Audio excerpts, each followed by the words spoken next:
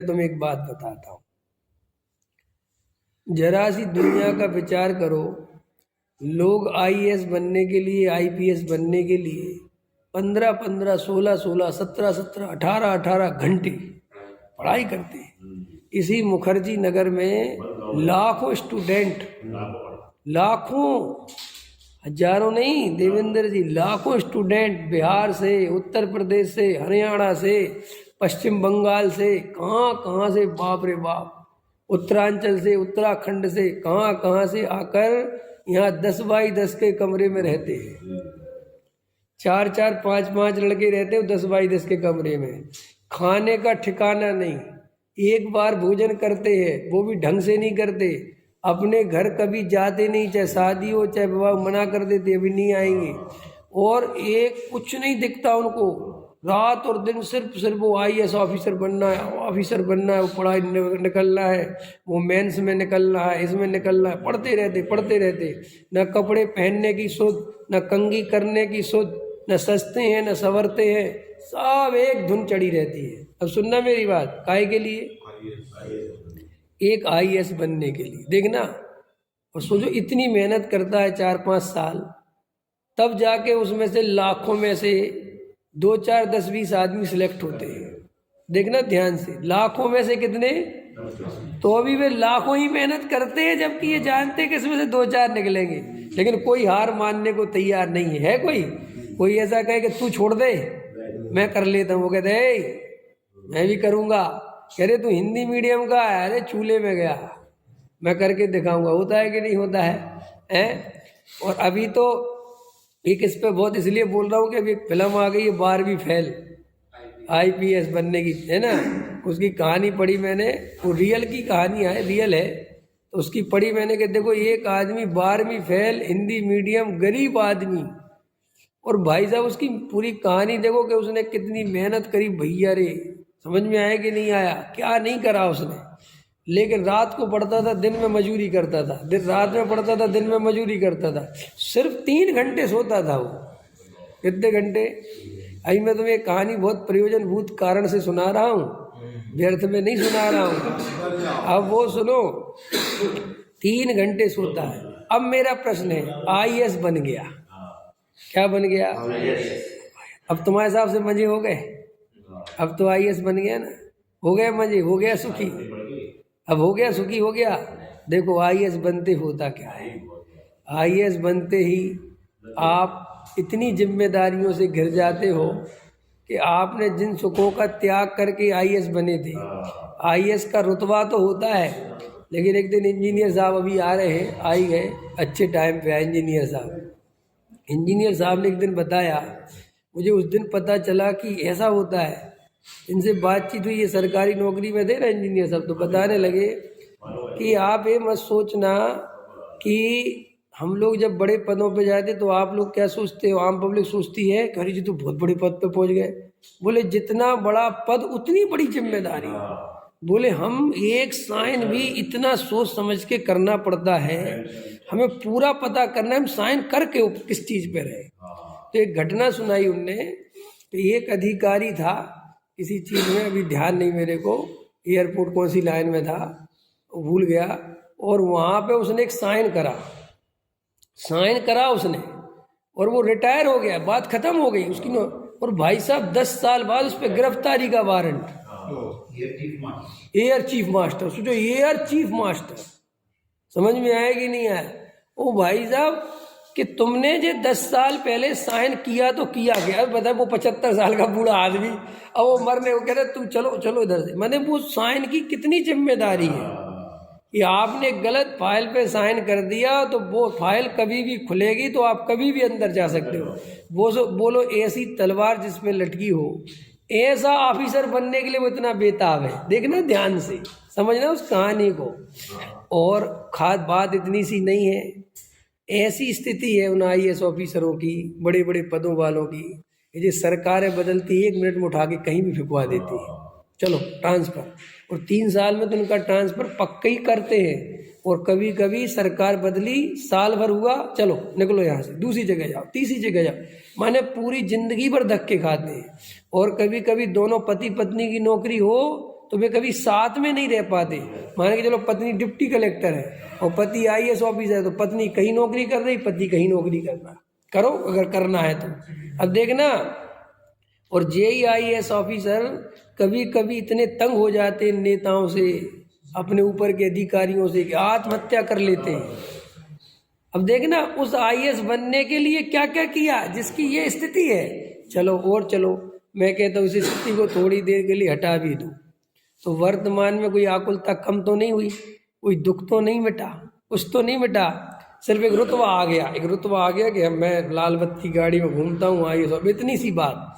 और ये बात भी कितने दिन की है, सुख तो अभी कोई हुआ ही नहीं। मेरे आकुलता तो डबल हो, क्योंकि लाल बत्ती में घूमना कोई हंसी खेल नहीं है, वो देखने में लगती है वो, लेकिन वो उसकी जिम्मेदारी आप सोचोगे तो वो गाड़ी में भी शांति से नहीं बैठा है।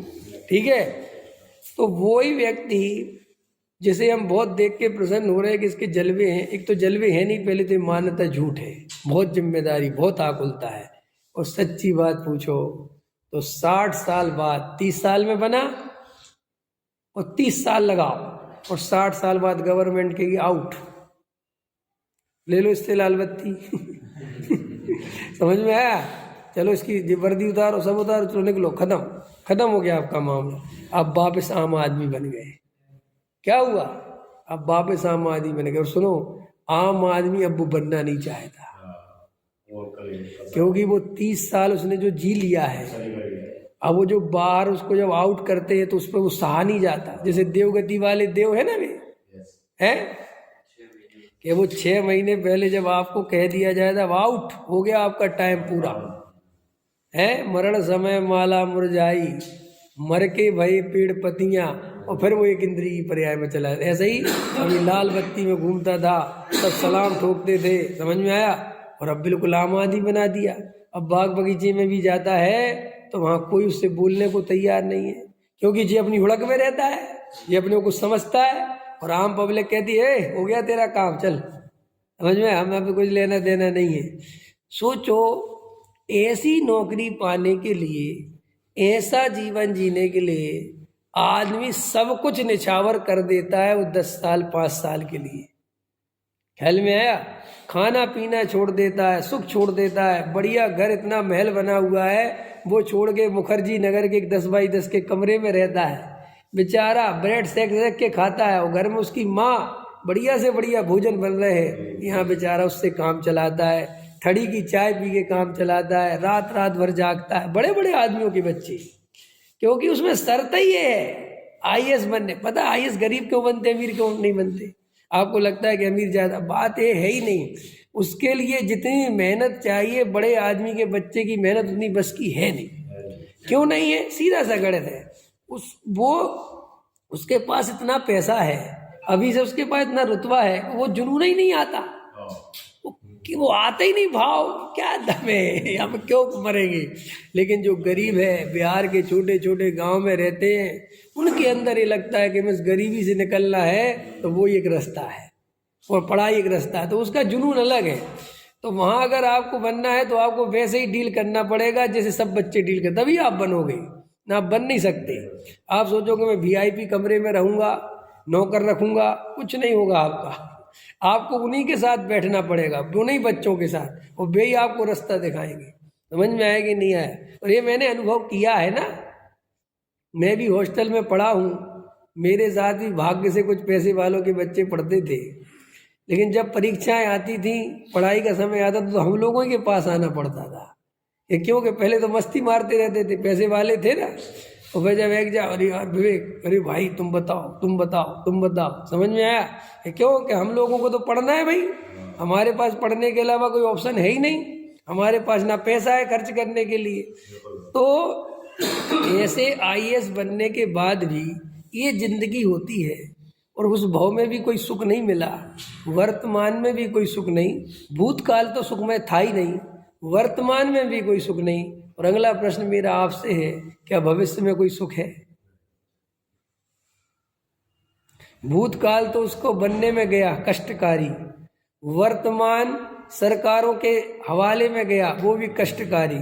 तो भविष्य उसका उज्जवल है, और भविष्य में रिटायरमेंट के बाद आपको आउट कर दिया गया टीम से और आप एक नॉर्मल आदमी बन गए। अब उसकी पीड़ा और सही नहीं जा रही, अब वो नॉर्मल इंसान बना दिया, वो बनना नहीं चाह रहा, अब उसको और तकलीफ होती है। समझ में आया? अब श्री गुरु कहते हैं अब तू आ जा, तेरे पास समय सार, तेरे पास मोक्ष मार्ग प्रकाशक, तेरे को सिद्ध बनने का अवसर मिला। क्या बनने का? सिद्ध। सम्यक दृष्टि तो ले ही लो, अभी सिद्ध अभी आगे ले लेंगे।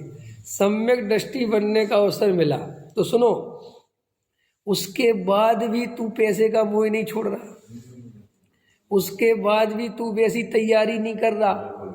और वो तो 16 घंटे तैयारी करता है, 18 घंटे तैयारी कर रहे। हम तो आपसे 3 घंटे भी नहीं मांग रहे हैं, हम तो सिर्फ ये कह रहे हैं कि तुम तत्व की गहरी रुचि करो, आत्मा के प्रति समर्पित भाव से उसमें श्रद्धा झुका दो, और तो कुछ नहीं है।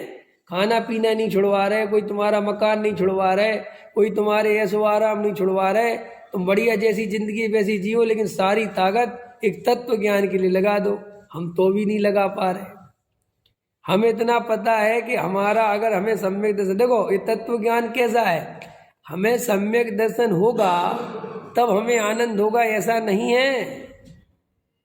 आईएएस की तैयारी में तो ऐसा है कि पहले पढ़ो मरो, फिर जाके वो आईएएस बनोगे तो आनंद होगा, उनकी भाषा में होना तो तब भी नहीं। लेकिन यहाँ तो ऐसा नहीं है, यहाँ तो स्वाध्याय में, प्रवचन में जिसकी तैयारी है ना सम्यक दर्शन की, समझ लो तैयारी चल रही, तो इसमें तो और मजा आता है, आनंद आता है। ये इसकी तैयारी भी ऐसी है, किसकी? सम्यक दर्शन की, मोक्ष मार्ग की, किसकी तैयारी में ही आकुलता मिट जाती है। इसमें अनंत शांति का वेदन तो तैयारी में ही होने लगता है। और सुनो, जब तैयारी करते करते उसका फल आएगा तो कैसा वेदन होगा। अरे प्रभु, आकुलता से निराकुलता का जन्म कैसे होगा? क्या? जिस कार्य में शुरू में आकुलता हो वो बाद में भी आकुलता देगा और उसके बाद में भी आकुलता देगा, क्योंकि आकुलता के बीज से निराकुलता का पौधा कैसे निकलेगा, निराकुलता का फल कैसे आएगा। तुम जो आईएएस बने तो ये आकुलता से बने, तो बदले में भी आकुलता ही मिलनी है और छोड़ने पर भी आकुलता ही मिलनी है। और जैन धर्म, जिन शासन जिनेन्द्र देव की वाणी, ये तत्व ज्ञान हमें समझा रहा है कि सुन भाई, इसका भूत भी आनंदमय, वर्तमान भी आनंदमय और भविष्य भी आनंदमय। अभी अपन स्वाध्याय सुन रहे, भले ही आप में किसी में आत्मानुभव नहीं है, मान के चलो, सब में, तो भी सुनने में कितना आनंद आता है, कितनी आकुलता मिटती है, कितनी शांति का अनुभव होता है, कितने राग देश मिट जाते हैं। ऐसा लगता है कि जैसे ब्लड प्रेशर बढ़ा था बाहर और यहाँ के बराबर हो गया। क्यों है? तो इसकी तैयारी में भी आनंद, और जब सम्यक दर्शन का फल लगेगा तब आनंद। और सुनो गजब की बात, जब अपन बूढ़े होंगे तब और ज्यादा आनंद। कि क्यों? कि जो बाहर के विकल्प और छूट जाएंगे, फिर अपने सहजानंद में रहेंगे। और सुनो, समाधि मरण पूर्वक मरेंगे, सो अगले भाव में आनंद। ऐसा नहीं, एक भाव की बात नहीं, अगले भाव में आनंद। और अगले भाव में मुनिराज बनेंगे, श्रेणी चढ़ेंगे, सो सिद्ध बनेंगे, सो अनंत आनंद। फिर रहिए अनंत अनंत काल यथा तथा से पर्ण में। अरे भाई, तुझे ये बात गप लगती है, तुझे मजाक लगती है, तुझे लगता है अरे ये तो ऐसे ही करे जा रहे हैं, और तुझे आईएएस बनने में मजा आता है। मूर्ख है। वो आईएएस इंटरव्यू दे रहा था, कितना पढ़ा वो लड़का, और उसका इंटरव्यू सुन रहा था, तो कह रहा था कि मैं अपने जीवन में ऐसा अनुभव करता हूँ, मेरे सारे जीवन का निचोड़ है कि व्यक्ति को क्या चाहिए। तो उसने बोला सबसे पहले रोटी चाहिए, क्योंकि मैंने रोटी की भूख देखी है। और फिर दूसरे नंबर पर प्रेम चाहिए, क्योंकि प्रेम का भाव देखा है। और तीसरे नंबर पर सम्मान चाहिए, क्योंकि मैंने बेइज्जती बहुत हुई है। समझ में आया कि नहीं? 3 चीजें बताई उसने, रोटी, प्रेम और सम्मान। शायद मुझे तत्व ज्ञान नहीं मिला होता तो मैं भी यही 3 चीजें बोलता। शायद आपको भी, आप भी बोलते, हर आदमी यही बोलता है, रोटी कपड़ा और मकान है। एक फिल्म आई थी, रोटी कपड़ा और मकान, समझ में आया कि नहीं आया? तो वो रोटी में सम्मिलित करना, वो रोटी कपड़ा मकान, वो तीनों चीजें रोटी में। और प्रेम के बिना भी कोई नहीं रह सकता। समझ में आया? मोही जीव, संसारी जीव जिसको प्रेम कहते। और क्या बताया? सम्मान। तो उसने कहा मेरे आईएएस बनने का यही मकसद था कि तीनों चीजें मिलेंगी। समझ में आया ना? और बस मैं सुखी हो गया, सही हो गया। अब मेरा प्रश्न है, वास्तव में सुखी होने का उपाय है? ये सम्मान जिसे तुम सुखी होने का उपाय समझते हो ये बना रहेगा?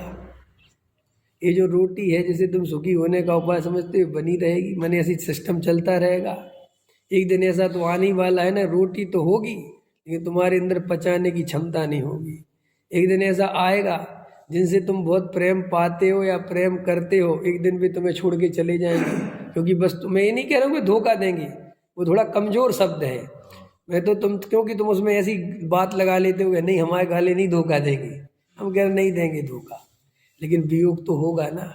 इतनी बढ़िया से बढ़िया पत्नी इस पृथ्वी पे हो, इतनी बढ़िया हो, इतनी बढ़िया, मैं तो आपसे कह रहा हूँ कि देवों ने भेजी हो। समझ में आया कि नहीं आया? रात दिन तुम्हारी सेवा करती हो, रात दिन तुम्हारी आज्ञा में रहती हो, तो भी श्री गुरु कहते हैं कि वियोग तो निश्चित है, उसका वियोग तो निश्चित है। बेटे का वियोग संयोग सब अनंत काल से चले आ रहे। तो श्री गुरु कहते हैं कि तू एक्चुअली में इसी पर्याय में तन्मय है, और तू अपने कार्यों में, अपनी जवानी में, अपने व्यापार में, अपने बच्चों में इतना मदमस्त है, इतना बेहोश है कि तुझे इसके बाद की कहानी याद ही नहीं आती।